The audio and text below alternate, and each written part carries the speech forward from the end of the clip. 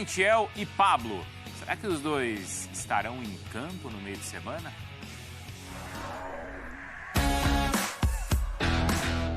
Nós vínhamos com a intenção de ganhar o jogo, eu já vos disse, eu sei que o discurso às vezes é um bocadinho repetitivo, mas tem que ser. Eu já vos disse, seja onde for, jogue quem jogar.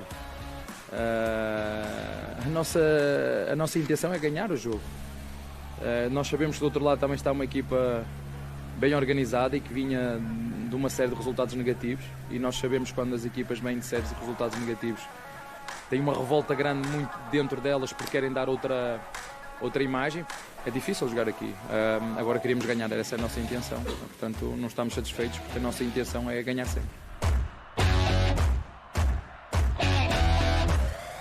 Bem, é o que nós estamos tentando no decorrer do campeonato, ficar sempre entre os 4 ou entre os 6, para termos uma oportunidade de, no momento que nós encerrarmos uma participação numa competição, ter a equipe mais em condições, mais fresca, mais todos em condições para jogar outra competição. E é o que a gente tem feito, conseguiu um resultado contra uma equipe que já havíamos vencido no turno. Tá bom, tá ótimo, estamos ali brigando pela classificação, temos 42 pontos já, ficou muito bem, a equipe se portou muito bem.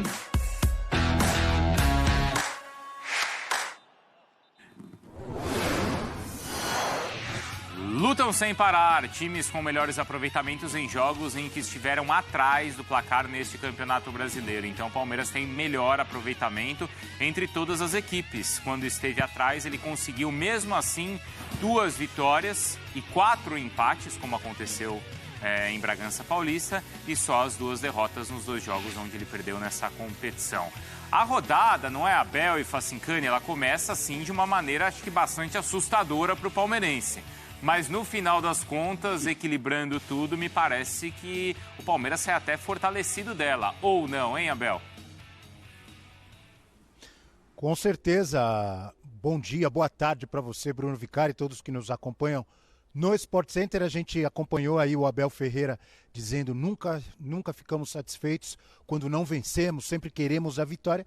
Mas, na verdade, depois de tudo que aconteceu, dos empates do Flamengo com Ceará e Corinthians e Internacional, óbvio que o Palmeiras sai satisfeito com a vantagem de 7 pontos em relação ao segundo colocado, mesmo com empate, e descansando praticamente todos os seus titulares, apesar de Dudu, Rony, Zé Rafael e Gabriel Menino terem entrado durante o jogo. E também no Atlético Paranaense, óbvio, todos satisfeitos, o Furacão vence, poupa os seus titulares, só o Pedro Henrique que entrou ali porque o Nico Hernandes não podia jogar, então o único titular que deve ser titular amanhã, ele, além do Hugo Moura que está suspenso, e o Furacão permanece na cola também dos líderes, com exceção do Palmeiras que está mais distante. Então eu diria que os dois adversários de amanhã começam a semana com otimismo em relação ao que aconteceu no Campeonato Brasileiro. Concorda, Facincani? Concordo, Abel. Um abração para você, para todo mundo no estúdio, fã de esporte também. Diria que o jogo do final de semana contra o Bragantino foi o mais importante do Palmeiras neste momento, porque ele serve como um termômetro duplo, não só para a pretensão do Palmeiras no próprio Campeonato Brasileiro, em que, em caso de uma derrota, poderia chamar os rivais para cima dessa tabela e aí começar a, de fato, ter uma pressão completamente desnecessária e desconhecida para o Palmeiras até então na competição. E para o que pode ser o jogo desta terça-feira da Libertadores contra a equipe do Atlético Paranaense. Então o Palmeiras sai vivo, o Palmeiras roda o elenco, o Palmeiras conseguiu somar um ponto fora de casa, viu que o final de semana positivamente também para ele teve resultados interessantes no campeonato e agora consegue novamente respirar ao ponto de trabalhar com as 2 competições com esse foco bastante intenso. Voltamos com você aí no estúdio, Bruno. Estamos aqui à disposição para a gente analisar e debater esse jogo de amanhã. Ele mudou um pouco da ordem da estratégia dele, né, Abel, nessa de rodar elenco, né, Eugênio? Porque no início do campeonato, quando ainda estava nas 2 Copas, ele escalava o time mais forte, conseguia uma vantagem no primeiro tempo e depois descansava. Dessa vez ele colocou o time reserva, pensando, claro, no jogo contra o Atlético Paranaense, mas aí os que entraram no segundo tempo precisaram correr. Mas não era exatamente a estratégia dele que esses jogadores precisassem entrar e correr. Ele contava que o time que ele colocou na primeira etapa conseguisse ser mais competitivo. E esse eu acho que é o ponto de preocupação do Palmeiras, que está exigindo que ele vá com força máxima sempre, porque o time reserva não dá o mesmo retorno. E eu entendo que ele tenha colocado o time reserva sábado. É perfeitamente compreensível, com a vantagem que ele tem no campeonato, com um jogo dificílimo que ele vai ter amanhã, precisando concentrar todas as forças para chegar à terceira final de Libertadores. Era compreensível, só que esse time reserva não conseguiu competir no mesmo nível e ele foi obrigado a buscar, saindo de 2-0, buscar um resultado. Dava até para tentar a virada, ele entra para ganhar o jogo. Mesmo que com o time reserva, entra para ganhar o jogo. Mas o time reserva não está respondendo. E essa talvez seja uma preocupação para essa reta final de temporada. Foi a última vez, né, que ele teve essa dúvida, a não ser que a sequência de jogos no Brasileiro exija, né? A questão é, daqui até o final do Campeonato Brasileiro, vamos voltar àquilo que discutimos lá no início do ano. Será que essa oscilação do Palmeiras, que não vem nas últimas partidas, somando todas as competições, rendendo o mesmo que já rendeu, será que isso se deve a tal antecipação da preparação física, pensando lá no Campeonato Mundial em fevereiro? E ele, Abel, tinha falado sobre isso lá no início do ano e projetava, não, ali agosto, setembro, pode ser que a gente sofra. Talvez seja esse pagamento agora. E aí vai ser necessário usar mais os reservas. Ele já vai ter que usar, por exemplo, contra o Atlético Paranaense. Além das reservas, tem um nome que está na minha cabeça há algum tempo. O novinho? E não é Maurício, é Endrick. É mesmo? Isso é outra... Será que ele treinou esse final de semana, no domingo, ontem, né, Abel? Ele treinou com os profissionais. Tem alguma perspectiva disso? Ele treinou, sim, inclusive conversávamos mais cedo, né, Facincani, no F360, sobre essa possibilidade. O que tornaria mais difícil o aproveitamento do Endrick? O fato dele nunca ter jogado, né, no time profissional. Agora, a bola, a gente sabe que ele tem. Bola para jogar, para entrar numa partida decisiva do Palmeiras. Pelo tipo de pensamento do Abel Ferreira, pelo discurso que ele sempre teve, eu acho difícil ele escalá-lo desde o início amanhã, né, Facincani? Agora, o que a gente sabe é que muitos torcedores adorariam ver o Endrick começando esse jogo amanhã aqui no Allianz Parque. Eu acho pouco provável até que ele vá para o banco de reservas. Para mim, ele fez a movimentação que recentemente tem acontecido com ele de participar com os profissionais das atividades palmeirenses. Eu, obviamente, se estivesse na comissão técnica do Palmeiras, acabou a copinha, para mim seria inserido no time profissional, treinaria com os jogadores até completar os 16 anos e assim que o contrato fosse assinado já participar, evidentemente, dos jogos e ser inserido aos poucos, né? Colocá-lo assim já de uma hora para outra, lógico que não é do feitio do Abel. Agora, se perguntasse para mim o que eu acho, para mim, um bom jogador, aquele que é diferente, aquele que desponta com uma estrela, esse cara tem que participar sempre. E seria um fato novo amanhã.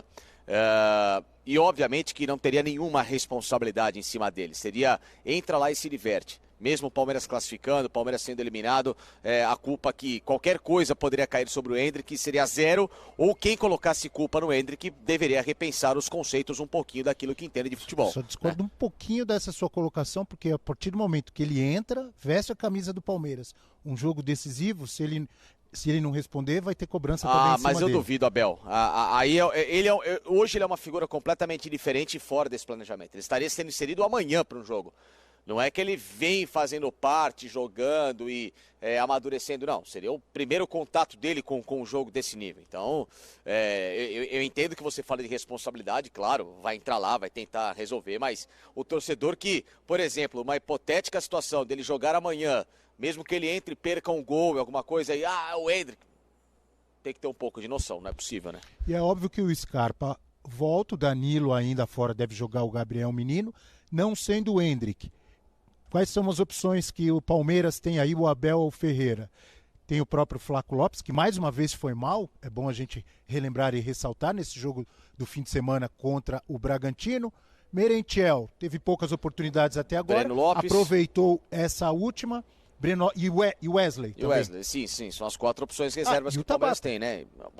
Aí o Com o Rony Tabata... centralizando. aí o Tabata, pra mim, é a opção que vai ser o mais viável do Palmeiras no jogo de amanhã. Deve ser o Tabata. Caso o Veiga não jogue. Sim, caso o Veiga não jogue, né? Existe essa interrogação. Eu acho pouco provável que o Veiga jogue por quem torce, não foi das mais simples. Mas enfim, só que o Veiga recentemente também não vem num bom momento, né? Se pudesse amanhã dar uma segurada no Rafael Veiga, até para ele se recuperar clinicamente melhor, você não arrebentar, não precisar sacrificar um jogador que não esteja 100% para um jogo como esse. O Palmeiras tem essa opção do Tabata hoje de entrar, tá voltando o Scarpa, tem o Rony voltando para o setor dele, então assim, já foi uma posição, entre aspas, mais carente e sem o substituto como hoje, pelo menos nesse momento, para a posição existe no Palmeiras na minha visão. Lembrando mais uma vez que o Hugo Moura, suspenso, não joga. O Eric deve ser o substituto para jogar ao lado do Fernandinho e do Alex Santana no Furacão. Bruno. Valeu, Abel e Facincani, boa sequência de trabalho aí para vocês, tá? Eu queria ouvir o Silas também sobre a questão do Endrick, porque claro que a comissão técnica e o departamento médico do Palmeiras, eles têm sido muito criteriosos em relação ao Endrick, porque entendem que ele fisicamente não está pronto. Você já viu muito jogador aparecer, Silas? Ele. Pois é. Você estreou com quantos anos, Silas? Eu estreiei com 17 para 18, depois eu fui para a seleção de base. Quando eu voltei da seleção, eu já fiquei no profissional. Você acha que o Endrick já está pronto? Eu acho que já. E pelos discursos do Abel, Bruno, contra o Santos na final da Libertadores, o Breno Lopes fez o gol, entrou e fez o gol. Contra o Palmeiras, contra o Flamengo, foi o Daverson que entrou e fez o gol. Então, ele demonstra nas entrevistas dele que ele não tem problema em colocar os jogadores, porque ele sempre mostrou que ele tem um grupo nas mãos, que os jogadores entendem o que ele quer e ele coloca os caras para jogar. No caso do Endrick, eu acho que o Endrick é um craque.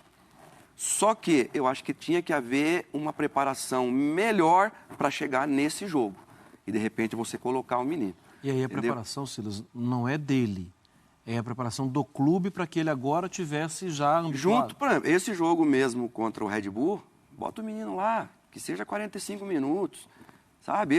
Porque ele fez bastante isso em outros jogos. Então, assim, eu acho que nesse momento seria muito arriscado e eu concordo com o Abel. Eu acho que entrou em campo, você é profissional, com 17, com 16, com 18, o que for, você está representando o clube, aí tem um pênalti para bater. Vai lá, um menino desse, erra o pênalti. Aconteceu com o Lisieiro no São Paulo. Estava arrebentando, acho que contra o próprio Palmeiras. Foi bater o pênalti, errou o pênalti, acaba ficando nas costas do jogador e já fica com um trauma de início. Então, assim, o Filipão com o Vitor Roque foi colocando. E ele ainda foi Foi resistente colocando, também, né? colocando. A gente conversou com o Filipão. Ele falou, Silas, é muito novo. O Eugênio estava no café da manhã. Tomou café da manhã com a gente, falei, é muito novo. Então, assim, eu acho que tem... E o Palmeiras sempre trabalhou com processos, sabe? Não tem por que se desesperar. A questão agora é que está com 1-0 atrás. O processo, e aí esse é o ponto, já deveria ter começado há mais tempo. Concordo, aí É concordo. verdade que ele já vem treinando com o time principal há algum tempo, mas isso poderia ter começado lá no final da Copa São Paulo. E a comparação com o Vitor Roque é... Traz para o grupo. Não precisa jogar de início, mas está ali, vivendo o ambiente, entendendo as ideias, aprendendo. Entra num jogo que está 3-0. Isso aí. Aí estaria mais pronto hoje para entrar se fosse necessário. A E gente vai tá- ser necessário possivelmente. E a gente está vendo jogadas aí do Arthur, né? O próprio Luan também antes, que foram jovens que também passaram pelo Palmeiras e não tiveram espaço como outros tiveram. Bom,